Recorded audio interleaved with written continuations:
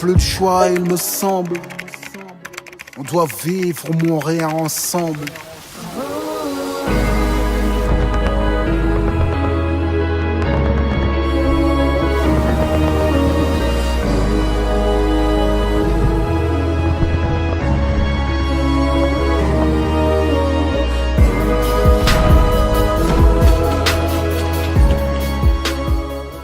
Bonjour, nous nous trouvons dans la région des Hauts-de-France, dans la ville d'Achicourt. Aujourd'hui, nous nous sommes intéressés au vivre ensemble. En 2017, est-ce encore possible? Vivre ensemble sans préjugés, une enquête menée par les jeunes reporters. Vivre ensemble, c'est faire des choses avec les autres, et notamment les enfants. Voilà, leur montrer qu'on peut faire plein de choses ensemble et mieux qu'individuellement. Tu sais ce que ça veut dire, vivre ensemble? Non. Non. Ça veut dire qu'on est ensemble. Par exemple, mes parents ils vivent ensemble. Ah oui, on vit tous sur la terre. Vivre ensemble, pour moi, c'est ce qu'on fait là en atelier. C'est se regrouper par tranche. Il n'y a pas d'âge, il n'y a pas de religion, il n'y a pas de politique. On est tous ensemble et on passe des bons moments. Tout d'abord, c'est le respect des autres, de pouvoir entretenir avec les autres justement de bonnes relations, savoir les écouter, partager avec eux. Il y a toujours des marges qui s'installent ou des frontières qui s'installent dans une classe, dans un groupe. Et vivre ensemble, c'est essayer de casser ces frontières. Et de la même façon, dans la science sociale, c'est de casser ces frontières et ces barrières de façon à ce que tout le monde puisse accéder et à la culture et aux activités, à la vie de tous les jours, quoi. Alors vivre ensemble, pour nous, c'est vraiment le respect déjà. D'une part, c'est apprendre à mieux connaître ses voisins, parce que quand on connaît mieux ses voisins, on est moins tenté de nuire à la paisibilité de l'environnement.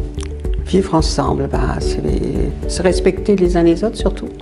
Pour moi, derrière le mot vivre ensemble, je mettrais plutôt le bien vivre ensemble. Parce que bien vivre, c'est déjà se respecter les uns les autres et respecter aussi les lieux où on est pour justement bien y vivre, dans le respect de chacun et dans le droit à la différence de chacun.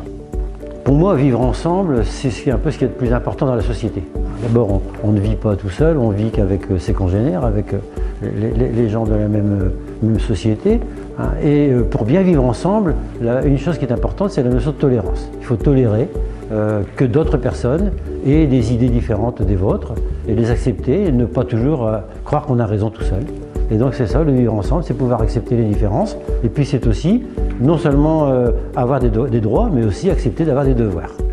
C'est être avec tous les habitants de la ville d'Achicourt, que ce soit jeunes ou adultes, qu'on peut faire des activités tous ensemble, par exemple dans les fêtes communes en fin d'année quand il fait beau. De pouvoir s'amuser avec petits, grands mélangés, c'est hyper sympa pour tous ensemble et ça fait plaisir à tout le monde. C'est être tous ensemble, s'amuser avec nos copines, faire de nouvelles connaissances. C'est faire tout ce qu'on veut sans se faire juger par les autres. Je trouve que c'est pour tout le monde, ensemble, qu'il ne faut pas avoir de préjugés. C'est s'amuser, rigoler avec ses copains et copines. Vivre les uns les autres, sans préjugés, sans faire de différence, sans de distinction liée à la classe sociale, à l'âge, aux différentes origines culturelles. Voilà, c'est-à-dire que dans les gestes du quotidien, on fait attention quand on sort son chien, quand on reçoit chez soi, quand on a des enfants. Voilà, quand on connaît son voisin du dessous, c'est évidemment plus simple de respecter le bien-être de l'ensemble du bâtiment. Mais aussi favoriser l'intergénérationnel, le vivre ensemble, c'est vrai qu'on peut tout y mettre. C'est pour ça qu'au niveau des centres sociaux, c'est la philosophie de base d'un centre social, c'est de favoriser le vivre ensemble au sein d'un territoire. C'est tous les jours qu'il faut se remettre en cause aussi pour bien vivre ensemble, parce que c'est vrai qu'à l'heure actuelle, c'est pas évident. Les gens sont plus ou moins agressifs pour différentes raisons. Il faut aussi accepter les différences. Je pense que tout ça, c'est important aussi de savoir faire la part des choses, d'accepter. Mais tout ça, c'est pas facile. C'est pas une évidence, le vivre ensemble. Il n'y a pas de raison qu'on n'arrive pas à être heureux tous ensemble.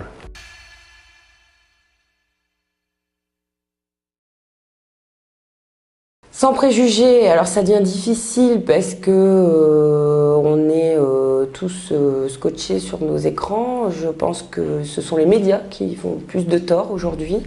C'est-à-dire que moi j'ai souvent des remarques de locataires qui reprennent des termes ou des propos qui sont relayés dans les médias. Et à chaque fois, je mets un point d'honneur à remettre les choses en place et à leur expliquer que la réalité, elle n'est pas celle qu'on leur explique. Voilà. Puisque nous, la réalité, on la vit au quotidien, la détresse des gens, mais aussi leur joie partagée. Des parcours de vie avec des difficultés pour certains, et je pense que un jour ou l'autre dans notre vie on y sera tous confrontés à cette fragilité, et heureusement qu'il y a des gens autour de nous. La société française est bien faite pour permettre à ces gens-là de rebondir. Ouais, moi je pense qu'on peut encore vivre ensemble sans préjugés, d'autant plus que maintenant les connaissances sont universelles, qu'avec les nouvelles médias, avec Internet, on a accès à la connaissance justement d'autres peuples, d'autres pays, et que donc il est plus facile de pouvoir accepter le fait que d'autres soient différents de nous. Et donc bien sûr j'y crois. Avec de la volonté, avec des explications, avec de la persuasion, on peut réussir même en 2017 à cela. En 2017, vivre ensemble sans préjugés. Je pense que pour certains ce sera facile et pour d'autres un peu moins. Savoir partager, savoir écouter, savoir être côte à côte et pas face à face. Bon, je vais repartir de ce que nous ont dit les gens, puisque l'année dernière, en 2016, on est parti sur le terrain, on a fait ce qu'on appelle un groupe porteur de parole, on est parti questionner les habitants sur vivre ensemble sans préjugés, qu'en pensez-vous? Pour nous, l'objectif, c'était pas de faire la pédagogie, mais c'était surtout de susciter le débat. Donc ils nous ont dit tout d'abord que c'était d'abord vivre ensemble. Il y en a qui nous ont dit non, c'est pas possible, parce qu'on a l'isolement, parce que avec tout ce qui se passe dernièrement, les gens ont peur, ils sont repliés chez eux. Effectivement, beaucoup nous ont dit on a trop d'informations à la télé, à la radio, donc c'est aussi peut-être un manque de décryptage de l'information, comment on vit l'information au quotidien. Par contre, il y a eu des éléments, des personnes qui sont parties sur, j'allais dire plus favorablement, en nous disant oui, le vivre ensemble sans préjugés, c'est possible parce que soit ils sont engagés dans une association, soit c'est des personnes ressources au sein de leur territoire ou dans une association, simplement en tant qu'habitants engagés, ou alors ils connaissaient déjà le centre social et ils étaient déjà impliqués dans la vie de la cité, j'ai envie de dire. C'est certainement possible, mais ça demande beaucoup de travail sur soi-même. Quand on est en contact avec les gens, c'est-à-dire que je crois aussi qu'il faut sortir de chez soi, il faut savoir aussi partager et comprendre l'autre. Parce qu'en fin de compte, c'est ça qui est important. C'est de savoir pourquoi l'autre pense autrement, pour quelles raisons il émet telles idées, et essayer de le comprendre. Il n'y a pas de recette. Enfin, j'espère me tromper, mais je ne pense pas. C'est pas toujours facile dans le milieu familial, dans le milieu amical. Donc avec les autres, c'est-à-dire les gens qu'on connaît peu, ou même avec les collègues, parfois les collègues de travail. Donc ça me paraît difficile. Être positif parce que sinon, on n'avance pas. J'ose l'espérer, tout du moins. C'est vrai que sur l'établissement, mais comme dans tout établissement de France, il y a parfois des différends et des conflits qu'il y a à gérer, notamment dans ce bien vivre ensemble. On a un gros travail à faire d'éducation là-dessus. À mes yeux, chaque membre de la communauté éducative a son rôle, que ce soit de l'agent qui va croiser un élève et remarquer une difficulté entre deux élèves ou entre deux groupes d'élèves, parce que ça peut être aussi par groupe, ou jusqu'au professeur qui, dans le cadre du parcours citoyen ou dans l'EMC, éducation morale et civique, a à faire ce travail. L'éducation nationale a pris, je trouve, quand même cette difficulté, elle essaye de la gérer, notamment avec la réforme du collège, où maintenant il y a vraiment ce qu'on appelle, ce que je disais tout à l'heure, l'éducation morale et civique, où les élèves ont à débattre en petits groupes dans le cours d'histoire-géographie, mais également dans le cours de SVT, et a mis en place ce qu'on appelle le parcours citoyen, où justement on valorise les élèves qui rentrent dans cette démarche du bien vivre ensemble. Difficile, hein. Je pense que c'est possible, mais il faut que tout le monde y mette de la bonne volonté et que surtout les gens qui ont ces préjugés fassent un peu d'introspection et regardent un peu ce qui se passe autour d'eux et de façon à se poser les questions les plus simples pour essayer d'aller vers les autres, parce que souvent c'est ces préjugés-là qui foutent tout par terre. Le vivre ensemble, on en parle depuis déjà plusieurs dizaines d'années. On a besoin d'espace d'échange et de dialogue. Aujourd'hui, le constat qu'on a pu faire, c'est qu'effectivement, avec l'isolement des uns et des autres, on en a déterminé comme conclusion qu'il fallait réinstaurer des lieux où on pouvait favoriser le débat et l'échange entre les habitants. Donc c'est pour ça qu'on a toute une série d'actions pour les adultes, pour les seniors, pour les jeunes, pour les parents. À chaque fois, ils ont des moments dans la semaine où ils peuvent venir rencontrer les professionnels, mais surtout venir rencontrer leurs voisins et ceux qui n'habitent pas forcément le même quartier, de discuter, peu importe le sujet, mais pour nous, c'est des éléments importants. Et le début du vivre ensemble, c'est déjà ça, c'est de s'accepter, de s'écouter, puis de pouvoir construire des actions collectives ensemble. Comme je dis toujours, on n'a pas de baguette magique, hein.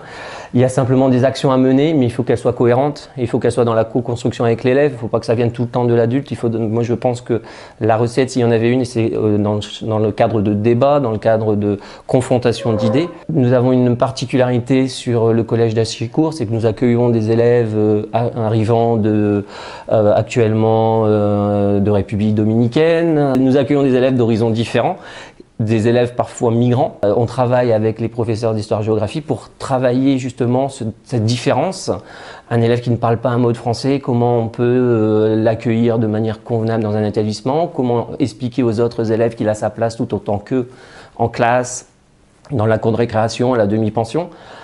Donc on met des petites techniques, hein. On n'a pas d'outils, mais on essaye de travailler là-dessus, notamment avec le professeur d'histoire-géographie qui va retracer dans le cadre des programmes. Vous voyez, c'est vraiment, je pense qu'il faut que tout ait un sens. C'est pas, on peut pas dire, bah voilà, il arrive de là, il est là, et puis c'est bien. Il faut vraiment l'expliquer. Elle va faire tout un travail avec la classe dans laquelle est cet élève sur son parcours dans le cadre des programmes d'histoire-géographie. La classe industrielle à l'époque, ça favorisait le vivre ensemble. Il y avait la solidarité de la classe ouvrière qui existait. Ça, malheureusement, forcément, le fait qu'il y ait moins d'emplois liés à l'industrie, que les gens sont un peu repliés sur eux-mêmes puisqu'ils ont moins de l'occasion de se rencontrer. Donc l'idée, c'est aussi de revenir sur des éléments de base, utiliser une nouvelle technologie parce que c'est nécessaire, mais aussi garder à l'esprit qu'on a besoin de se regarder en face à face, de se regarder dans les yeux, de s'écouter, de s'échanger, de pouvoir dire qu'on est d'accord ou pas d'accord. Après, lorsqu'il y a une volonté collective qui s'exprime, c'est d'accepter de la mettre en œuvre. Je pense que quand même l'être humain a besoin de contact. Et pas uniquement se croiser les uns et les autres, mais de contact et d'échange et d'intérêts communs.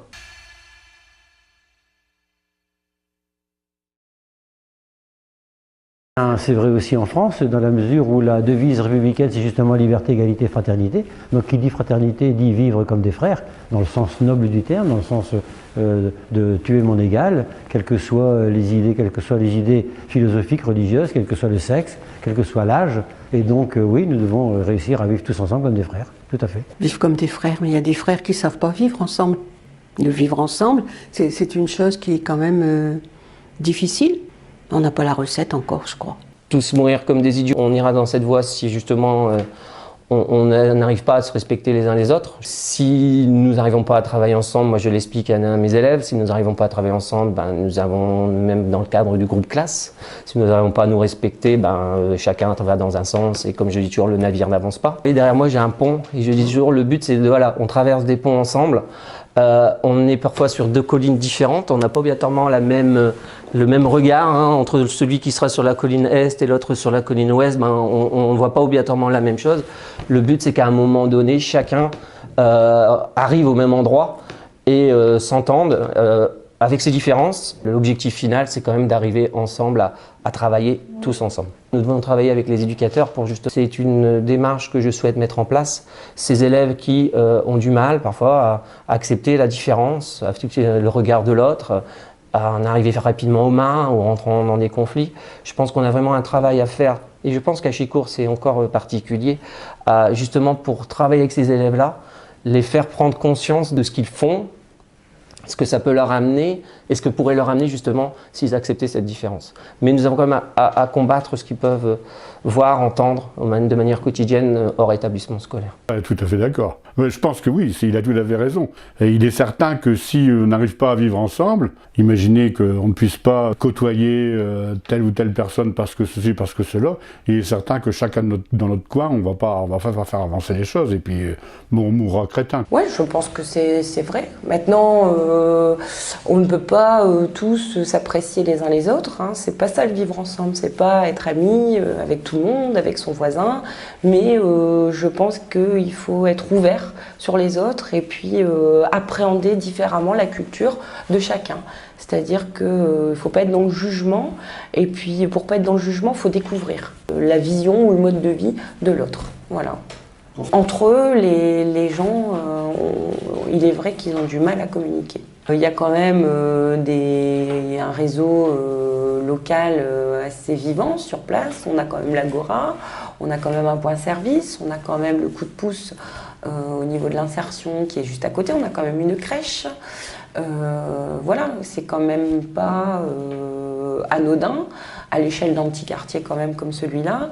Maintenant, je pense que s'il y avait peut-être un peu plus de commerce, ça serait un prétexte pour sortir et faire connaissance. Aujourd'hui, il n'y en a pas de commerce sur le quartier, donc c'est-à-dire que les gens ne sortent de chez eux que pour se rendre à l'arrêt de bus ou à leur véhicule pour pouvoir aller ailleurs. Je crois qu'il a raison, Martin Luther King. Les difficultés, elles sont là, elles existent. Maintenant, soit on accuse l'autre et on montre du doigt l'autre, c'est de la faute de l'autre, c'est de la faute... Aujourd'hui, c'était beaucoup... ce qui a fait beaucoup polémique, c'est les réfugiés, c'est les gens qui fuient la guerre, qui étaient à Calais, enfin aujourd'hui, qui sont répartis dans des centres un peu partout en France, dans des centres d'orientation et d'accueil ou des CADA, les centres d'hébergement pour les demandeurs d'asile. Mais on voit bien qu'on peut dire c'est bien ou c'est pas bien, mais ça ne règle pas le problème. Les gens sont là, la difficulté elle est là. Après, c'est soit chacun apporte une contribution et de la bonne volonté pour régler la situation, ou soit c'est chacun va regarder l'autre de loin en se disant j'apporte de la méfiance parce que on vit une situation compliquée et difficile. Certes, ça c'est vrai, mais pas que. Il y a aussi l'aspect positif. Il y a plein de choses des gens de bonne volonté dans les différentes communes, notamment à Échicourt, différentes associations qui portent plusieurs actions. Il y a plein d'initiatives qui sont faites dans l'année, donc tout le monde a l'occasion de s'y inscrire et de s'y engager, s'investir, soit en tant que participant, soit en tant qu'organisateur. Je pense que tout le monde a sa place pour, à petite échelle, contribuer au bien-être des uns et des autres.